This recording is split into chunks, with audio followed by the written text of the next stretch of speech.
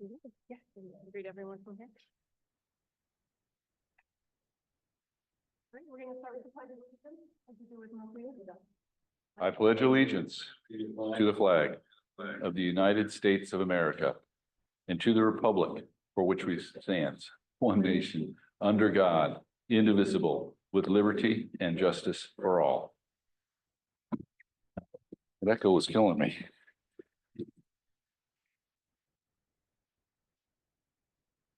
Well, good afternoon, everyone.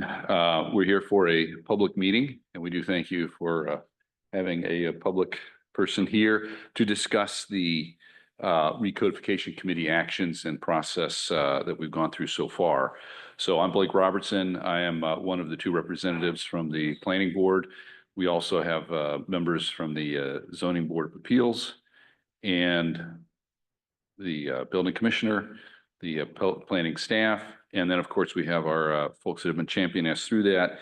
There's our consultants, Judy Barrett from Barrett Consulting, and her right-hand man, Bob Mitchell, who have been doing the lion's share of the work for this. So the key takeaway from tonight's meeting is this: the whole intent of the recodification is to try and make our bylaws a little more palatable to the casual reader, and actually to those folks that have been using them for years.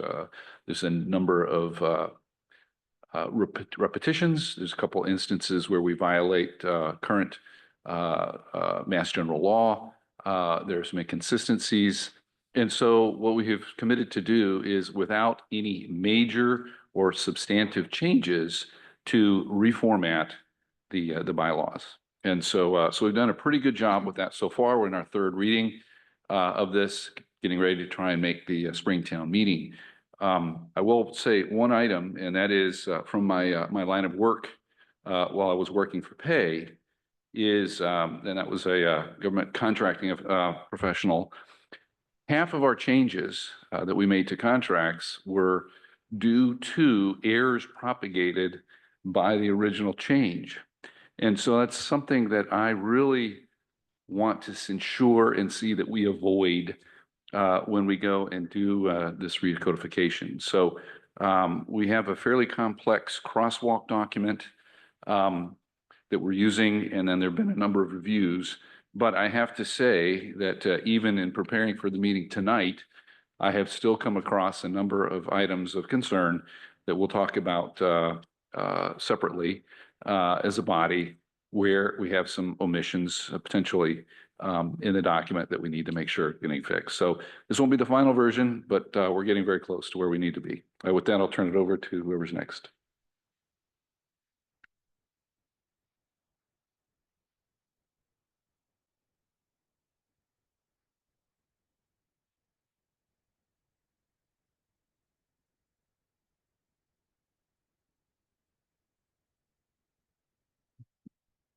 I am. Set up now? I can go ahead and proceed? Okay.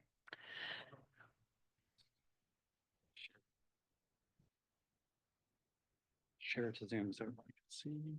Oh, I see.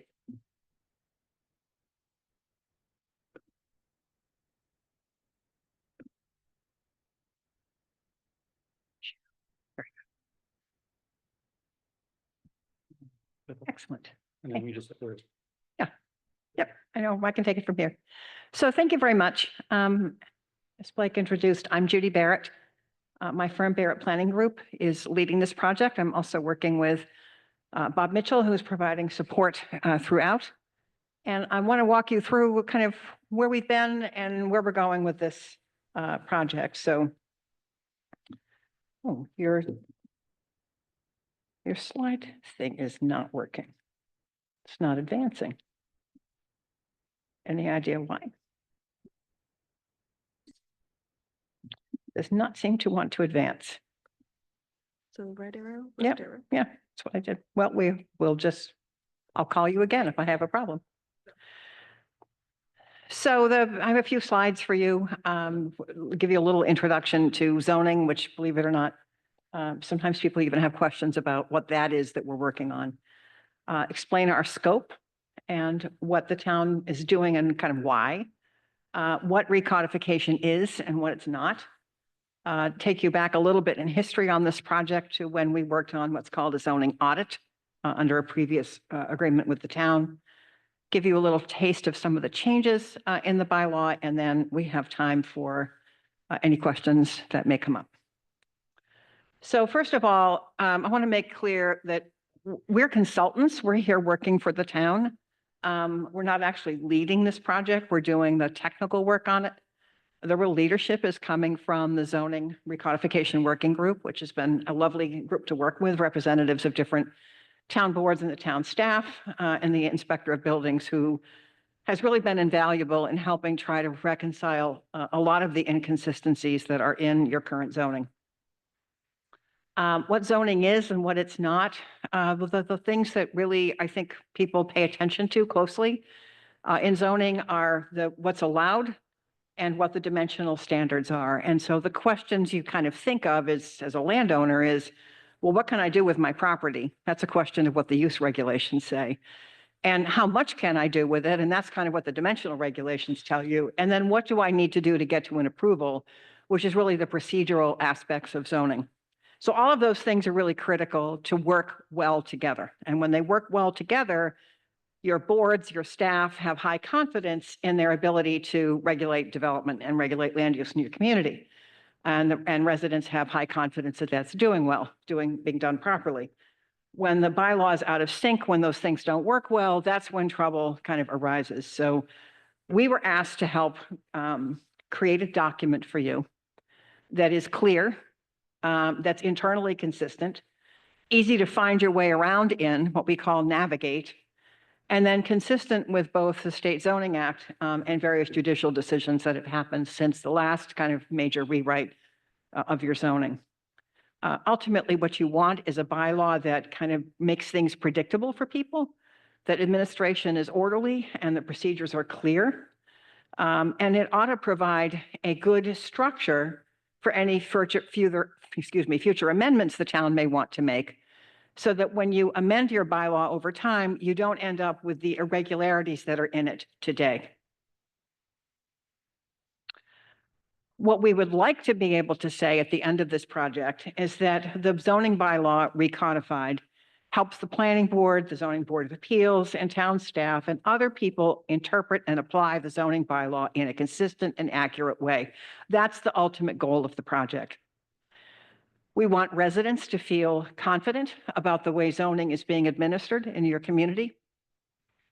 We want to clarify for people who own property in Billerica what they can do, under what circumstances, and as I said, to, how much. And then really to reduce the potential for error. And I have to say that right now, the zoning you have makes it really challenging for your town officials to accomplish those things because the bylaw has a number of errors in it. And I am sure as we go through this recodification process that we're still going to find some mistakes that need to be cleaned up, and we're trying very hard to find those. There are many. So to anyone on the committee who's helping to kind of do that careful, close reading, we thank you for that. Explain a little bit about the difference between what this project is versus what I think some folks may have had concerns about it at the outset. So a recodification is a reorganization. It takes an existing document and it reorganizes it to make it easier to use. It clarifies language, both individual words and phrases, and how those words are used throughout the bylaw. We add or update definitions. Sometimes you have terms that aren't defined. Sometimes you have terms that are defined that are kind of applied differently in different sections of the bylaw. Bring the bylaw into compliance with statute and court decisions, and avoid changing existing regulations wherever possible. And I'll talk a little bit about that more in a minute. A comprehensive zoning revision, which some communities do, is a very different creature. And Bob and I do some of that as well. So a comprehensive rewrite is you're really looking at the bylaw for substantive changes in policy. That's not what we're doing, but some towns do that. Usually they do that at the completion of a master plan process. And they're trying to say, well, we have this new master plan and our zoning isn't aligned with it. So what ways do we need to change our zoning to be more consistent with our master plan?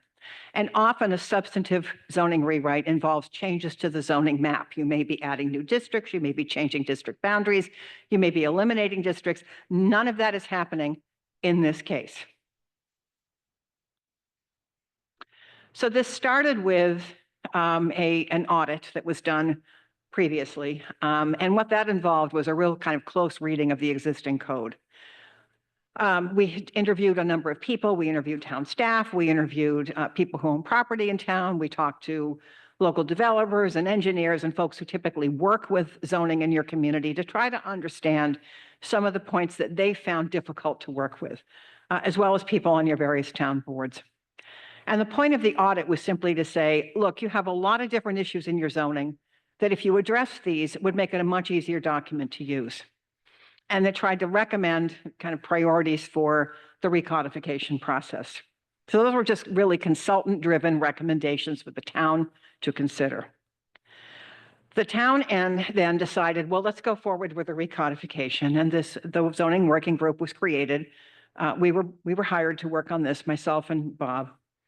And so we've worked for several months now on a really kind of exhaustive cleanup of what you currently have. So a lot has been reorganized. Things are in different places today than they were currently, which is why that crosswalk document is so important. It tells you for provisions that are in the proposed bylaw, where can you find them in the existing zoning? We've gone through several iterations, mainly often working on trying to clarify the use regulations because they are so unclear. And the goal is a final product that you can share but in print or digitally online that people can work with and hopefully town meeting will be happy with and adopt.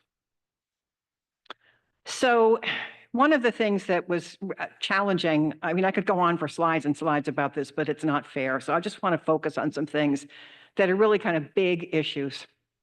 Your zoning bylaw, as it's written today, has both a table of uses, which is a chart that lists various uses, but then it also has pages and pages of text regulations explaining what's allowed in each district.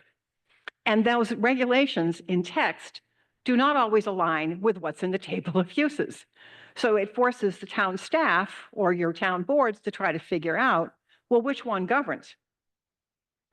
The use regulations, I think, are a particular example of that.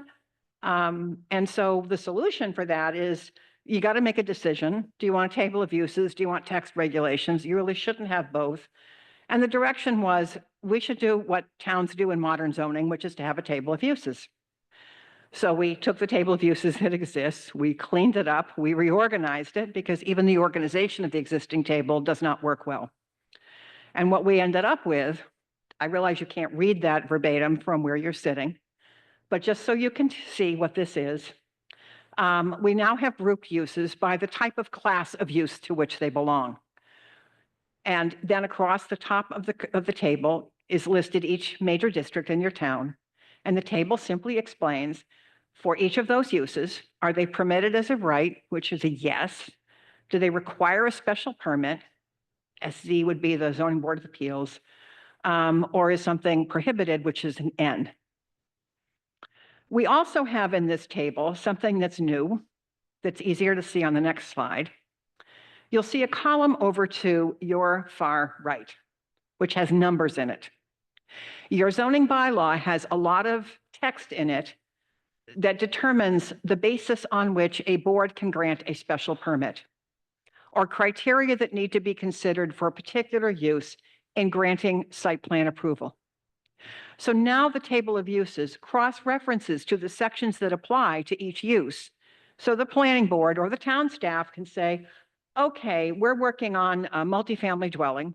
It's only allowed, by special permit, maybe in 1 or 2 districts. And I can go to section 6.4, and I'm going to find all the regulations that govern that use. So we've connected the table of uses with the standards that apply to the granting of special permits. So anyone working with this can now find the requirements. That in itself was a major undertaking. We found kind of inconsistencies in numbering throughout various sections and subsections. Some of that is just simply due to the existing structure of the bylaw itself. Anybody who kind of remembers what it was like to learn how to do outlining in school probably remembers that as you descend in the order of items in an outline, you typically move to the right. Well, your zoning bylaw doesn't always do that. Sometimes it moves to the left, requirements that are actually subordinate to something that's to the right. So it is a very confusing document to work with, and we've tried to clean that up. You have definitions that are scattered throughout the bylaw right now. We've tried to locate them all in the definition section so they can be found. Some definitions clearly relate to a particular section, such as signs.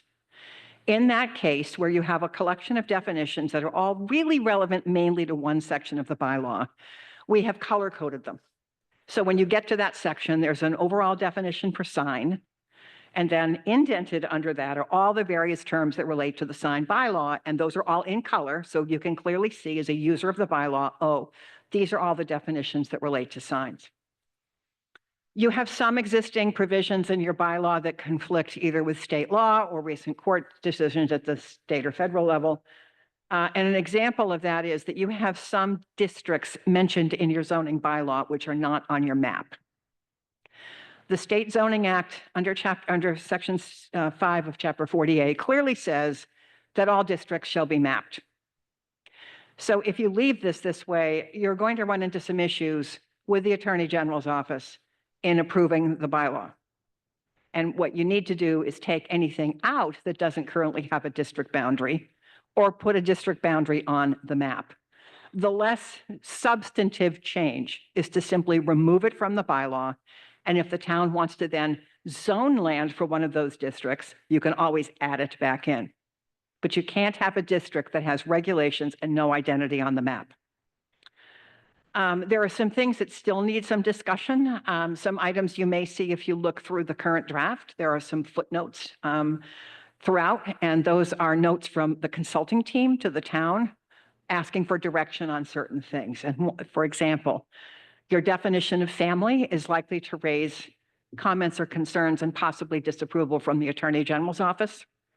You have a restriction on units in your elderly housing overlay district that go beyond what's authorized under the Housing for Older Persons Act of 1995 that will also raise issues. So there are some things we need direction from the town for. If the town chooses to leave those things the way they are, that's a town decision, it's not ours. We just feel it's important for us to tell you that you may run into issues with the state.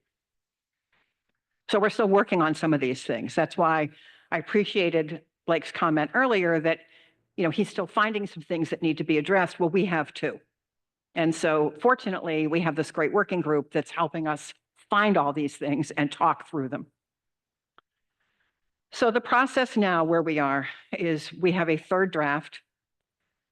This is sort of the last big draft before we get to what we call the hearing draft. So there's a lot of still little things that have to be sorted out, probably some bigger things as well, but there won't be another draft after this one until we get to the hearing draft.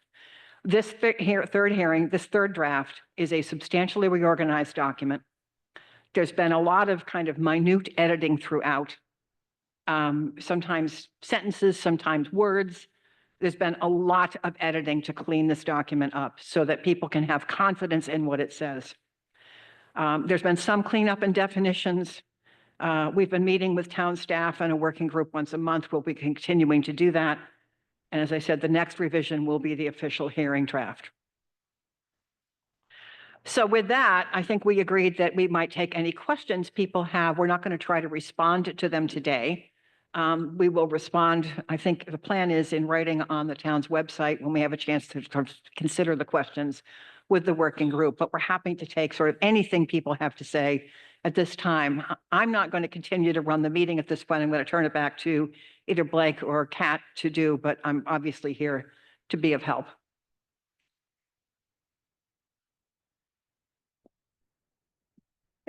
Thank you. So this meeting was offered through Zoom as well. There's no one on Zoom, so it's just the members and the public. So if anyone in person has any questions that you want to bring up today, feel free to step up to the podium.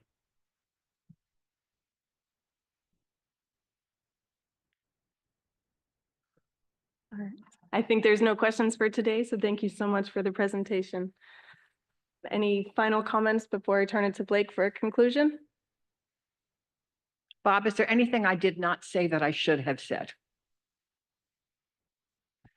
I would just add, and maybe Kat or Blake could confirm this, but the hearing draft will go before the planning board for a public hearing. That's a requirement of the state statute before it goes to town meeting. And there has been talk about a potential date for that hearing. I don't know if you want to state that now or wait until it's confirmed, but it'll be in February, correct? Or is it March? So we'll be looking to have as much more outreach as possible, so we don't have any specific dates yet.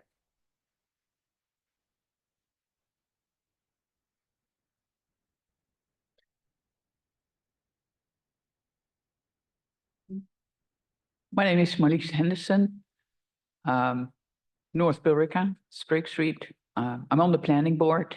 I'm very grateful for all the work you've done. You set out to recodify the bylaw, the zoning bylaw, and I think the result, I leafed through it earlier today. I think it is, it helps me breathe easier. And I'm glad with the possibility to click on a chapter online and then immediately, you don't have to look for what is 4/7, where can I find that? Just click and you'll find it. It is good for the residents in Billerica when they want to change anything. And they'll be able to find it. It'll be good for the staff, not just to find things, but also they'll have to deal with fewer people getting stuck in the maze. And so, yeah, thank you very much. Thank you. Needed to be said. Right, Blake? Last call. All right. So anyway, an abbreviated meeting, but thank you for watching, and those are going to watch on the recorded version. Thank you very much. You may be interested in where to find the document itself, and because it is posted, and we would really want, and I'm just saying that just to say it. I mean, we really want folks' impact, comments, issues, etc. What we don't want is we'd much rather have the conversations now than during an extended Springtown meeting. If we can avoid that, we would like to. And the best way to do that is to get your questions in early. The document is there. It's probably a 95% version. And, that's the one to take a look at. So where to find it? town.billerica.ma.us/zoning recode or recodification. Also, you're more than welcome to sit in via Zoom or in person at our meetings. And the meetings are monthly, the third Thursday of the month at 4 p.m. And they're also recorded, so you can find past ones on BATV.